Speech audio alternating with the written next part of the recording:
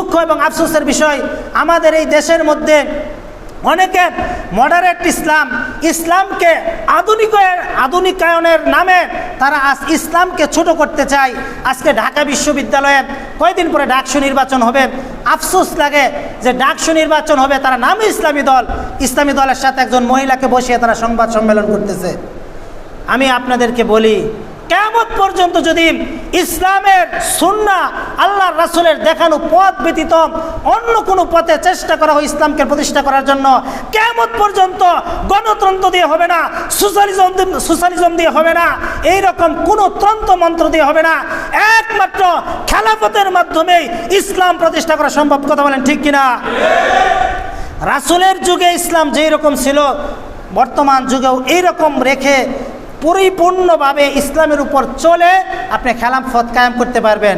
ওই মহিলাদের সাথেও আপনি হাত মিলাইবেন, যুগের সাথে তাল মিলাইবেন, দাড়িও কাটবেন, আল্লাহ রাসূলের সুন্নাহকে আপনি বিসর্জন দিয়ে বলবেন যে আমি রাষ্ট্রীয়ভাবে ইসলাম কায়েম করে ফেলবো। এত সহজ? এইভাবে কোনোদিন ইসলাম হবে না। মোহতারাম হাজিরিন, এই জন্য আমাদের কওমি মাদ্রাসার ছাত্ররা যেন ধোঁকায় পড়ে না যায়, এই জন্য এটা বলা উদ্দেশ্য। যে কথা বলতেছিলাম, সাহাবায়ে কেরাম তারা ঈমান আনছেন, ইসলাম গ্রহণ করছেন, নির্যাতিত হয়েছেন, নিপীড়িত হয়েছেন।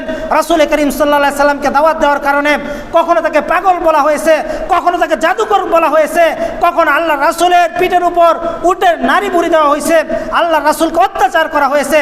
তারপরেও দিন থেকে, ইসলাম থেকে তিনি বিন্দু পরিমাণ সরে যান নাই। কথা বলেন ঠিক কিনা?